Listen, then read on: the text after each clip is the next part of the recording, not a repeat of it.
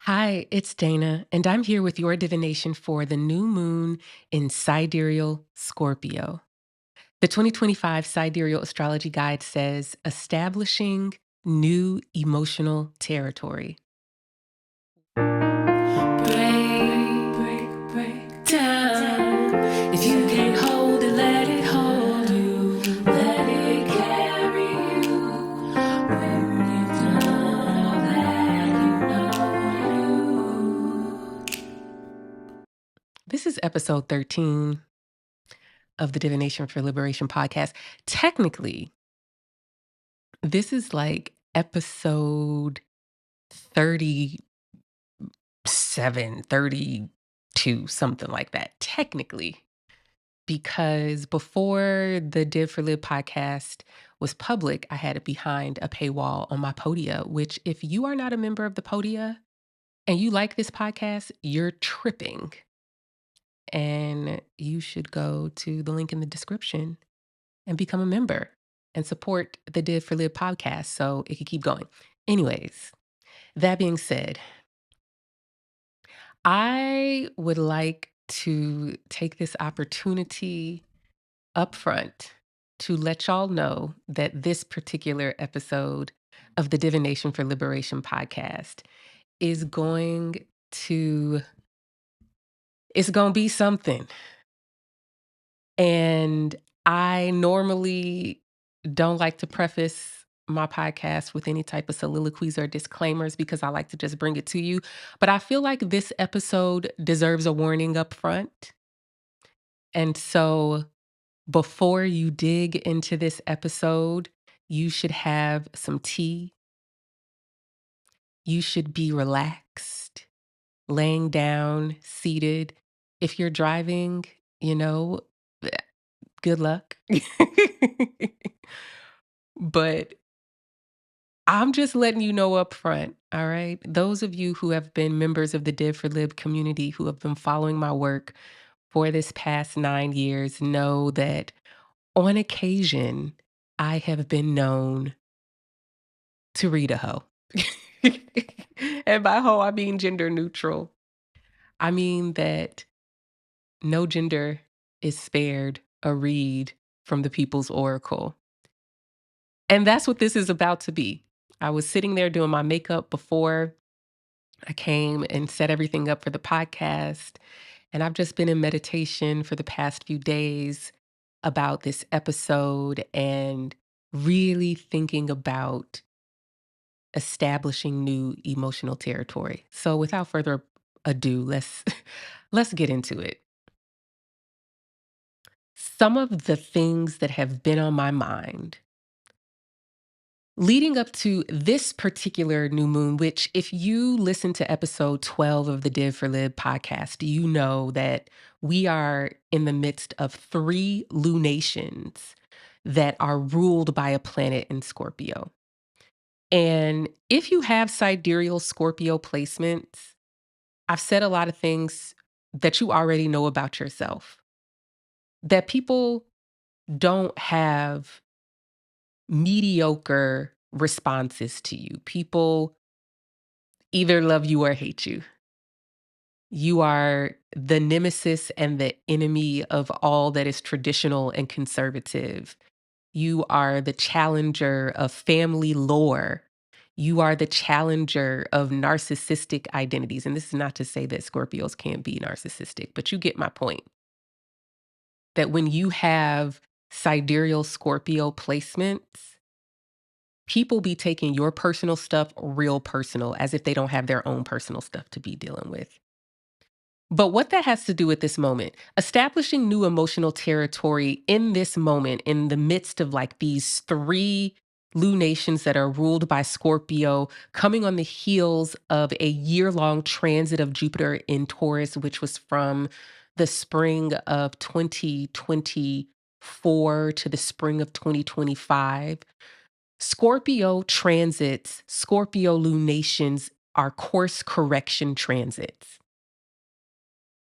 To establish new emotional territory is to consider the possibility that you have conceded emotional territory. To concede emotional territory means that for you, there are emotions that are off limits. You don't deal with anger. You don't have time to be angry. You don't cry, maybe because you just don't know how. You don't experience the spontaneous uprising of joy because life has made it a little bit too clear that it will get snatched out of your hands before you've had a chance to really feel it. Establishing new emotional territory is speaking to us collectively about the territory that we have collectively conceded. We have collectively conceded the emotional territory of grief. In the place of grief, we have chosen addiction, indulgence, consumption, and numbness. In the place of the territory of grief, we've conceded that because it doesn't feel good.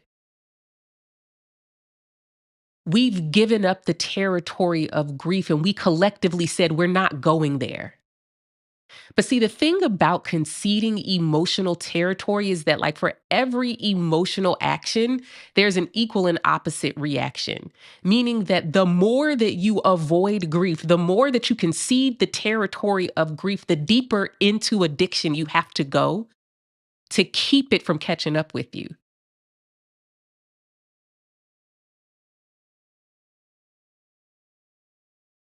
Establishing new emotional territory means that it's time for us individually and collectively to reclaim the territory that we have conceded. It is time for us to collectively reclaim the emotional territory we have conceded to capitalism, white supremacy, and patriarchy. Because, see, patriarchy tells you that all that is feminine is weak, and all that is weak deserves to be dominated, and all that deserves to be dominated does not deserve to live.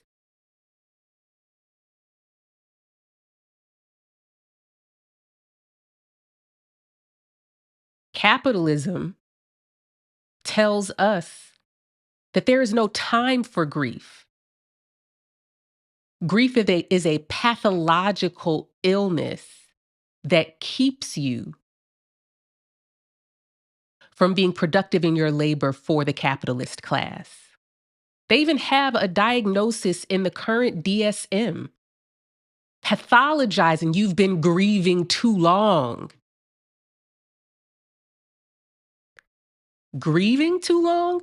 I'm not making this up. Go look it up for yourself. I'm not exactly sure of the clinical term for the quote excessive grief end quote that now apparently is a clinical diagnosis with a code for the insurance companies to be billed by your therapist. Because, see, in order for your therapist to bill the insurance company, you got to have a diagnosis. That's how they get paid. Establishing new emotional territory is not an intellectual exercise in naming emotions. It is a somatic nervous system adjustment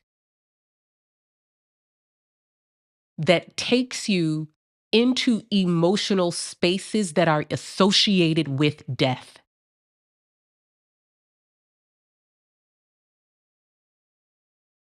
I'm going to say that one more time because some of the saints didn't hear me the first time. Establishing new emotional territory is physical and emotional discomfort. It is the adjustment of your nervous system moving into emotional spaces that have previously been associated with death. I talk a lot about trans people and the trans experience in my work. I've been honored to serve so many trans people in my work. And when I get to talking about Scorpio, this experience is not foreign to them, that there is an inherent alienation to occupying their emotional, biological truth. And that alienation is not just feeling left out, that alienation is the threat of death. Establishing new emotional territory is asking you, what feelings are off limits? When people ask me, or there's on the occasion that people repeat the same questions on social media all the time because they want to know, what's the difference between intuition and anxiety? How do you tell the difference between intuition and anxiety? And I think that anxiety is intuition you have not yet learned to discern and trust. I understand anxiety to be a blanket generic term for all of the emotional territory you have not traversed, of all of the emotions that you have not learned to recognize and respond to, all of the emotions that when you've had them, there was no response in your environment. There was no meeting you there with them. Anxiety is kind of like the choice between emotional self abandonment and attachment. If you honor the truth of how you're feeling, will your caregiver, your loved one, your spouse, your friend, your community, your government, will they come meet you where you are emotionally? Or will your emotional experience be the reason for your rejection, the reason for your alienation, the reason for your punishment, the reason for the violence that's inflicted upon you? Are your emotions something that draw people into intimate relationship with you, or are your emotions something that lead people to abandon you and discard you? This is really the question that we're asking with all of this Scorpio going on that does not finish until we get to the early part of December. Establishing new emotional territory collectively again. What are the emotions that we have collectively determined to be off limits, or that capitalism, white supremacy, and patriarchy has determined to be off limits? And should you move into the territory of these emotional spaces, you will receive the punishment of capitalism, whiteness, and patriarchy, which is death, deprivation, homelessness, starvation, imprisonment, and violence. Who's allowed to be angry? Who's allowed to cry? Who is allowed to be joyful and to be happy? Who is allowed to celebrate, and what are they allowed to celebrate? Who is allowed to grieve? How long are they allowed to grieve, and what are they allowed to grieve? These are collective determinations. There's a question I think I wrote in the monthly summary for November in the 2025 Sidereal Astrology Guide. I said, what are the feelings a family or society habitually feels?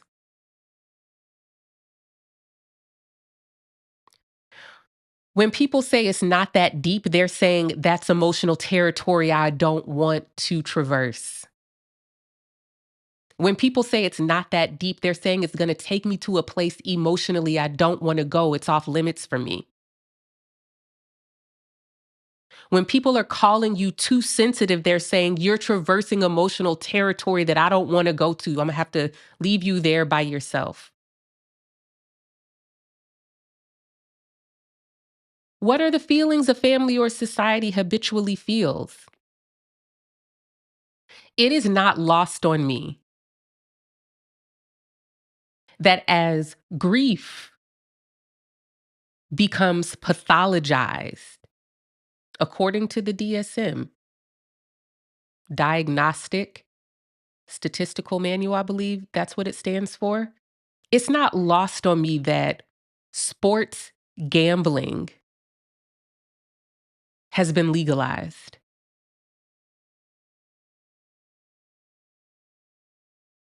It's not lost on me that Congress just voted and Trump signed the bill outlawing hemp derived THC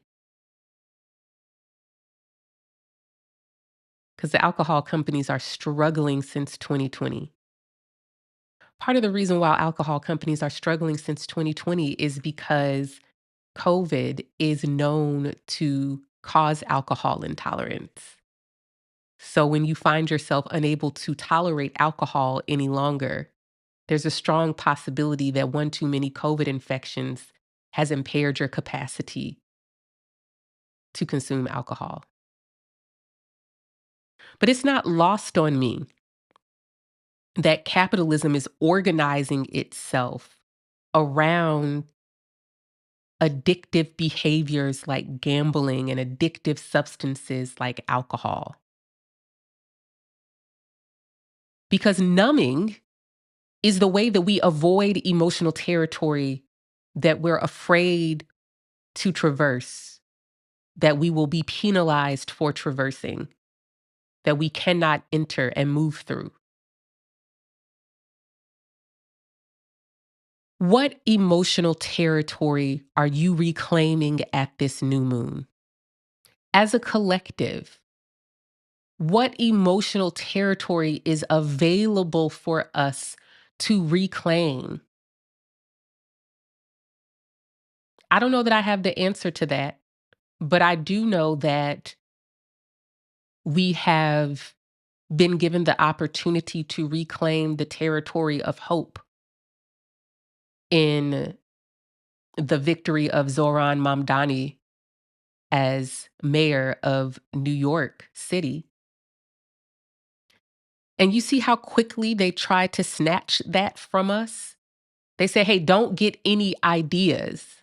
Don't think that this is the way that things are going to be going henceforth.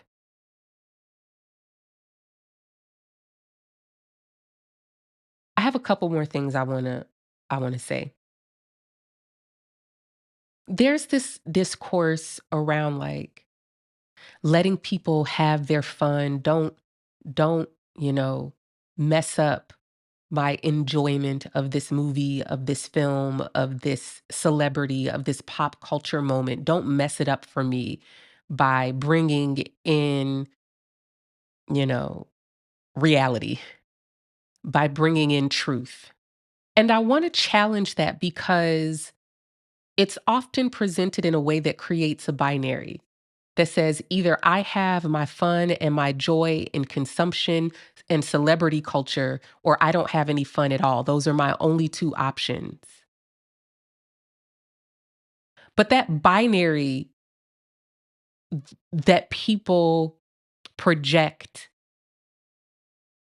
is the consequence of propaganda. That the joy of celebrity culture, bread and circuses, right?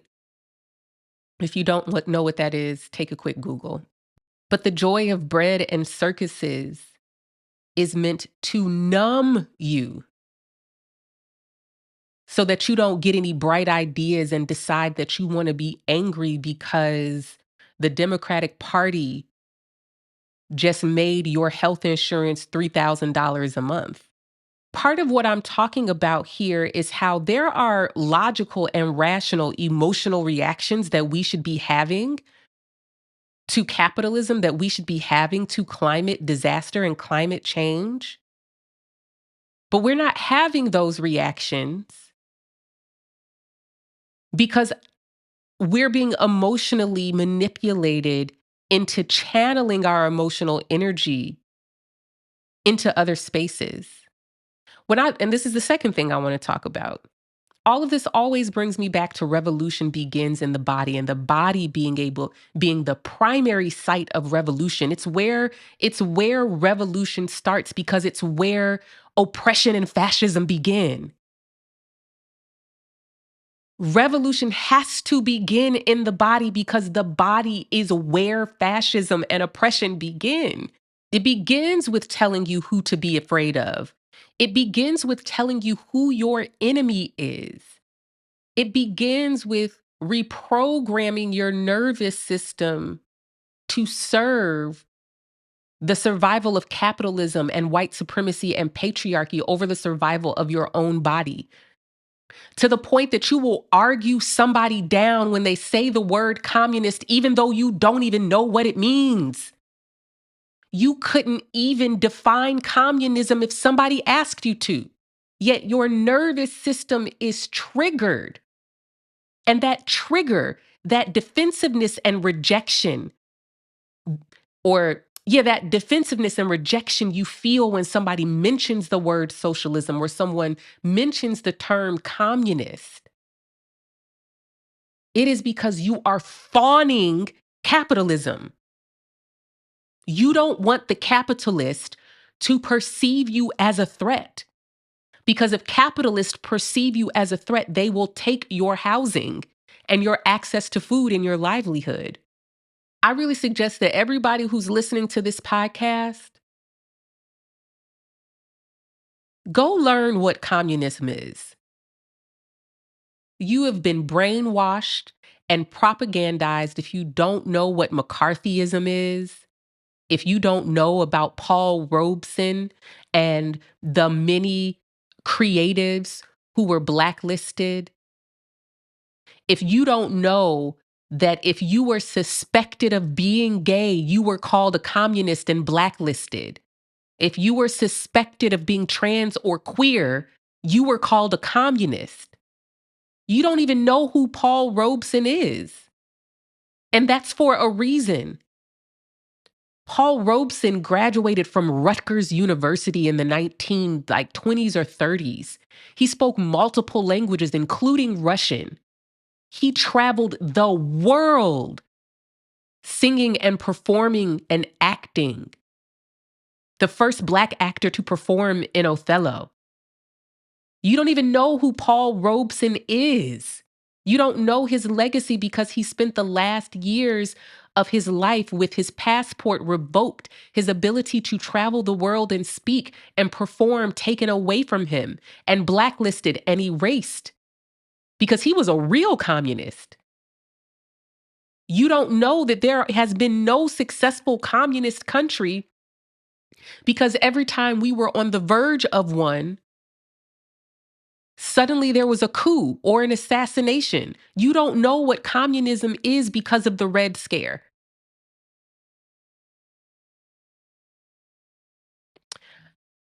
I think that's all I have to say. I'm going to pull some cards now.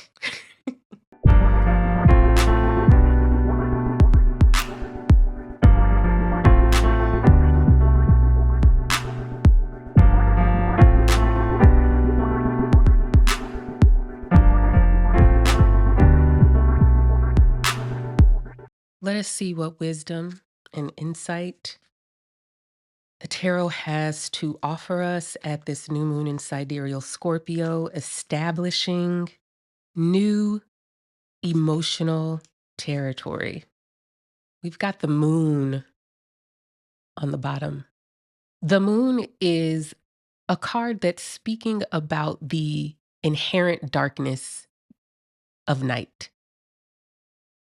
It is speaking about the uncertainty and the carefulness with which we move when it's dark. It speaks to times where we really cannot rely on the sense of sight to show us what's real, to reveal anything about our circumstances or reality. The partner card to this, the sun, is very much about what you see is what you get. It's about, being able to trust that what you see is literally the nature of what something is, that you can trust your perception and you can trust your sight that you are seeing correctly. The moon is not saying you're not seeing correctly as much as it's saying that sight is not the sense to rely on in this moment. And I think this speaks um, really directly to the idea of a Scorpio new moon and establishing new emotional territory. The senses we use to establish new emotional territory is not the sight because our eyes are programmed to perceive things a certain way. And given this age of AI, you don't even know if what you're looking at is real. You don't, they had all of those AI generated videos of Black women engaging in snap fraud, right? So the moon is asking us, what are these other senses that we need to rely on in order to navigate this moment of darkness? We're leading up to the solstice, which will be, in about 4 weeks or 5 weeks or so. And the solstice is this moment of deep darkness. And in the moments of deep darkness, you kind of have to concede that there is some things that you're not going to be able to see. I think a lot of times when we don't have the clarity of sight, we rely on familiar emotional pathways to navigate our circumstances. There are certain emotions that we default to. And so establishing emotional territory in this moon card is saying, what are the emotions you default to? A lot of men default to anger.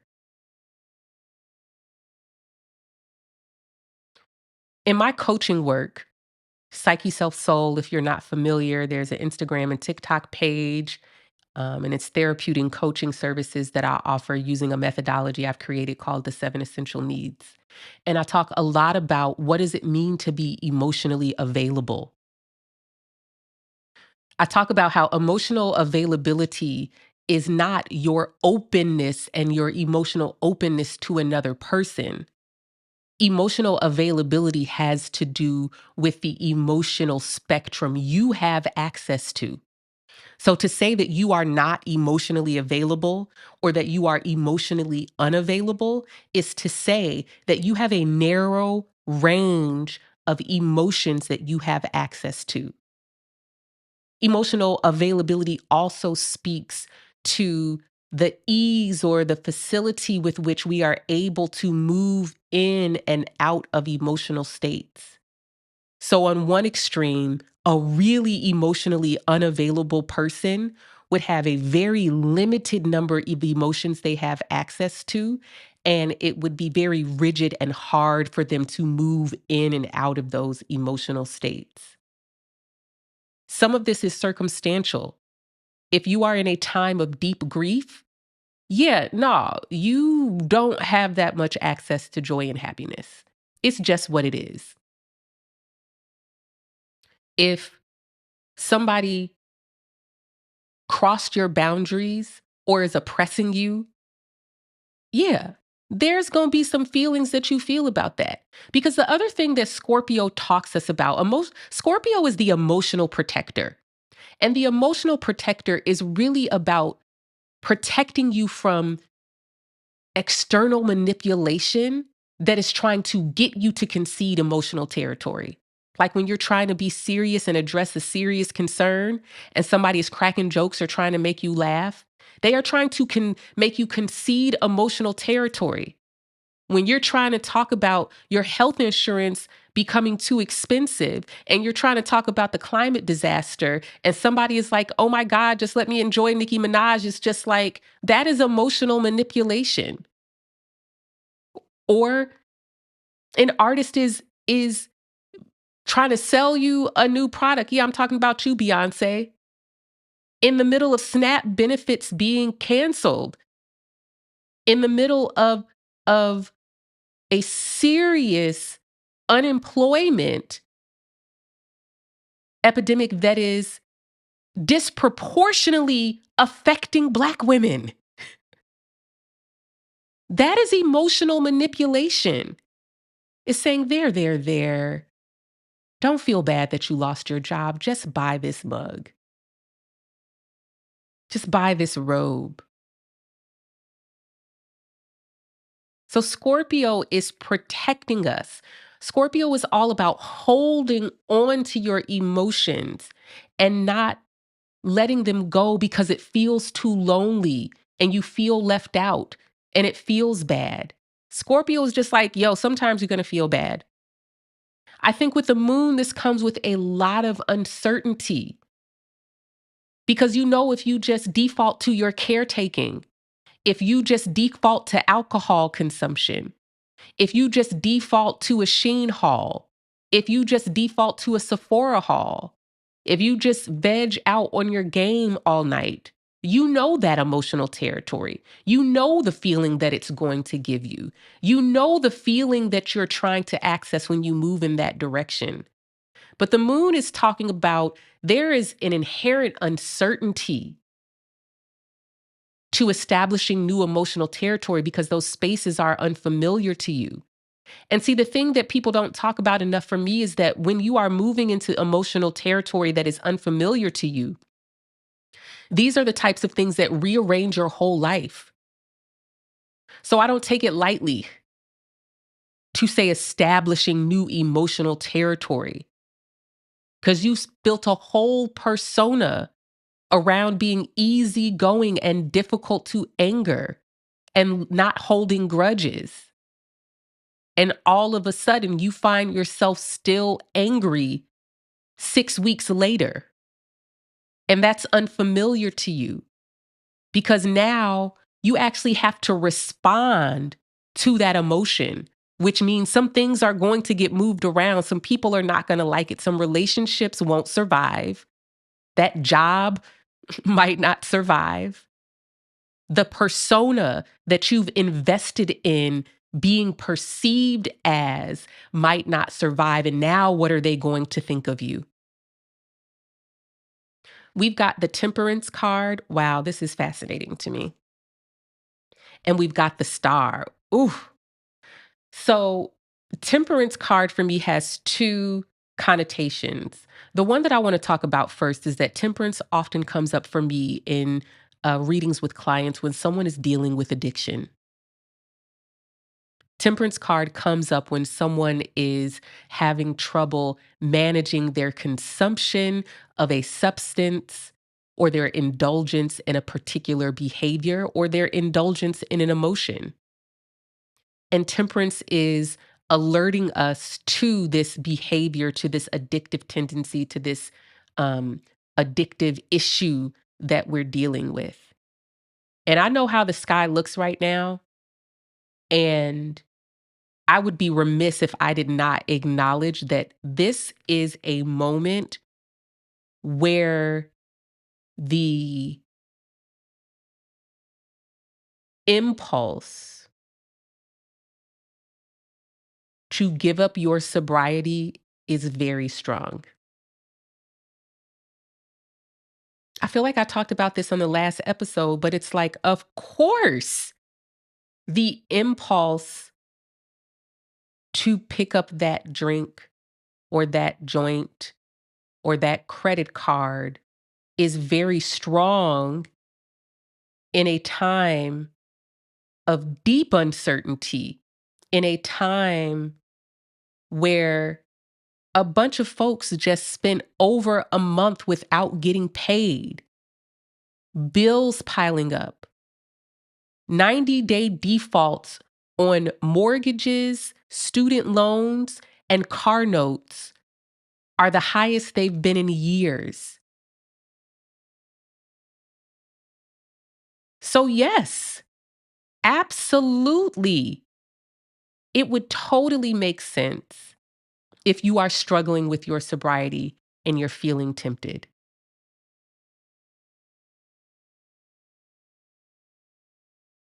But what I know about addiction is that addiction is a behavior that works very well to help us avoid entering into certain emotional territory. Addiction is literally an emotional warden that guards and creates a barricade between us and some emotional territory that we don't want to get into, or that we never had anyone get into with us. But establishing new emotional territory says you have to go by yourself. And the only way who you'll know who really rides for you is if you go by yourself. Because otherwise, the people who are in your lives are only there because they approve and they like and enjoy the self that won't go there. On the other side of that is where the intimacy is. It's where the emotional security is. We've got the star here. And I don't know if you can see, but in both of these cards, there's this imagery of water being poured from buckets. With temperance, temperance is often trying to get us to keep things in proper perspective. Temperance is often a warning that, like, you're making too much of this one thing. You're drawing a conclusion without enough information, without enough data. And then it also speaks to the addictive things that I spoke about before. And then we have the star card. I think the star card in this moment is speaking to us and translating the fact that in the midst of the entire sky being in water right now, except for Venus. And then Mercury and Venus are going to switch places over the weekend. Venus will go into Scorpio and Mercury will go back into Libra. And then Mercury will be the only planet in an air sign in Libra. I think the star is speaking to the visual I get is of the kid uh, at the beach. And he just knows he's drowning. He just knows the water is too deep for him. And his mom is trying to like shake some sense at him, like, stand up, boy, stand up. And then he stands up and realizes the water is only like to his thighs or something like that. I feel like that's an apt metaphor for this moment. This sky being filled with water. I talk about water, signs, or if you have a birth chart where your sidereal birth chart has a lot of Scorpio, Pisces, and Cancer. When our birth charts are dominated by the tool of water in this way,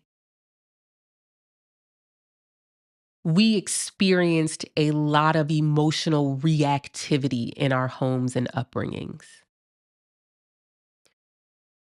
We're coddled, and that nobody wants you to ever feel any discomfort. So you're not allowed to take risks or do things on your own. Or you're treated as if your emotions are a threat to the family.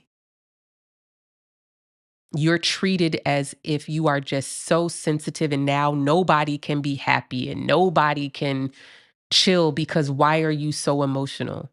That reactivity exaggerates, which is a lot of the times what happens with the temperance card. It's exaggerating the influence of your emotions because you are having this experience. You're making everybody else feel this way. In these moments where the sky is all water, or you have a birth chart that's dominated by water, you don't know any better but to be overly reactive to your own emotions. Everything feels so big. And I think that there is a right moment to bring things into proper perspective and to understand that, like, yeah, that feels really intense. I don't like the way that feels. I don't want to feel that way, but it's the way that I feel. Scorpio is also protecting us from emotional self abandonment. It's scary to be in a feeling by yourself. That's why most people don't want to do it.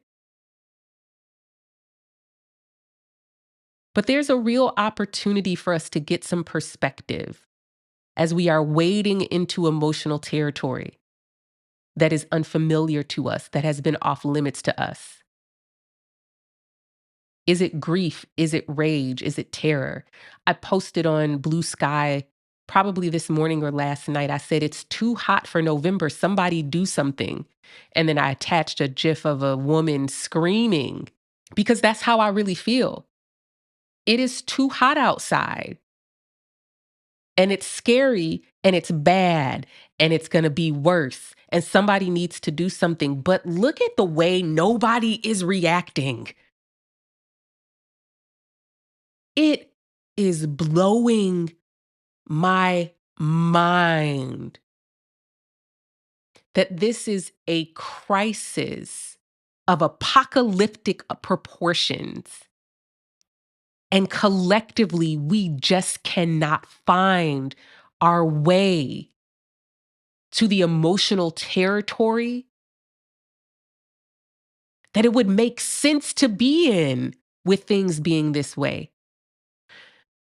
Take that analogy. And if you're somebody who doesn't have water in your chart, take that analogy and apply it to your life.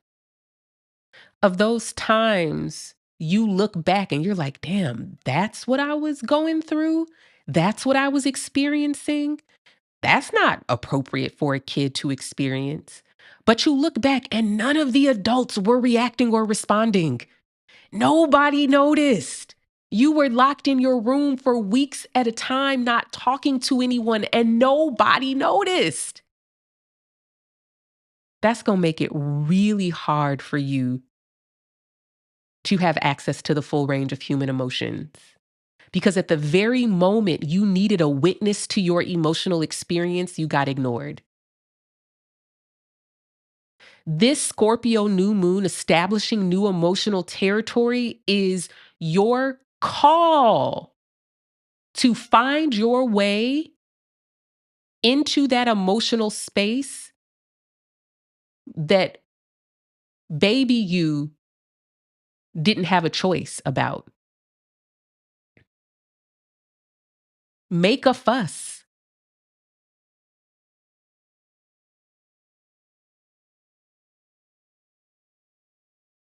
Thank you for tuning in to the Divination for Liberation podcast. I'll see you in a couple of weeks at the full moon in Sidereal Taurus.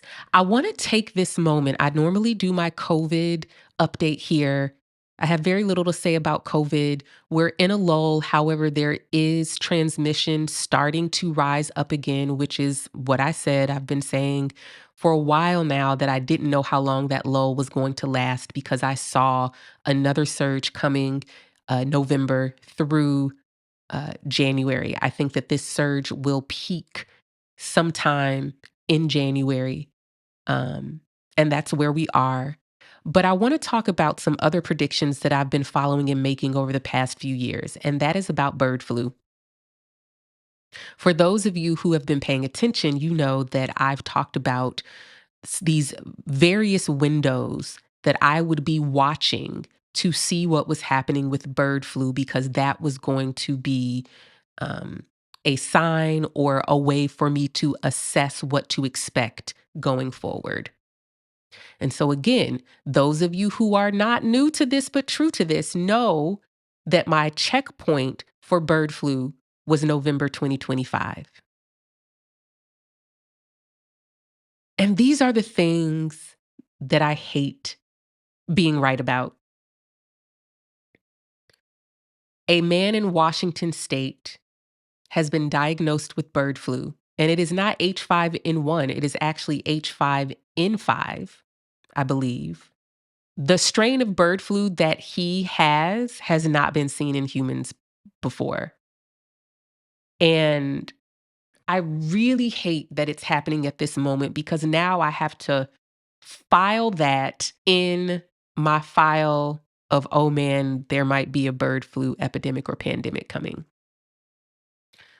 I do keep up with bird flu news pretty closely, and I've seen some news about at least an H5N1 vaccine that's promising. And I've also seen some news about cross strain protection. I cannot tell you what the strains are, but there is some protection from prior infection with some other strains. I don't know if it was H1N1 or what it was. Thank you. I'm on Instagram Live for those of you who are listening to this podcast on YouTube or streaming it. But someone just told me H3N2 is the seasonal flu strain hitting hard this year. Thank you for that because that's a piece I'm missing. So I think it's H5N5 is the strain of bird flu the man in Washington state is infected with that has not been seen in humans before. And H3N2 is the strain of flu that is spreading right now. It's causing big issues in some other countries, and it's going to be here soon. And unfortunately, the flu vaccine that's been distributed this year in the States is not a match for H3N2. We have a perfect storm for a flu strain reassortment that causes a flu pandemic because there is not enough, uh, you know, immunity to keep it from spreading. There is a thread on my Twitter. I really should try to transfer that to my Podia. I might try to remember to do that at some point this week or over the weekend from last year, where I made some predictions about a bird flu pandemic. I went back to 1918 to see what was going on astrologically.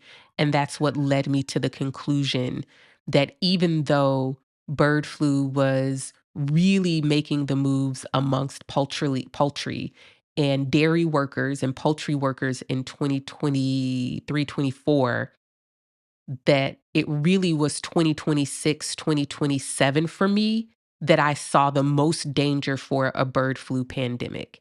And November 2025 was a milestone that I wanted to check and see what was going on with bird flu, because that for me was going to give me some insight into whether we really have something to be worried about. And unfortunately, we really do. In the meantime, in between time, please continue to mask. Please continue to protect yourself in indoor spaces. Even though we're in a COVID lull, that does not mean there is no COVID circulating. It means that there is still COVID circulating, just not as much as it was about 4 weeks ago. I will see you all soon. Bye.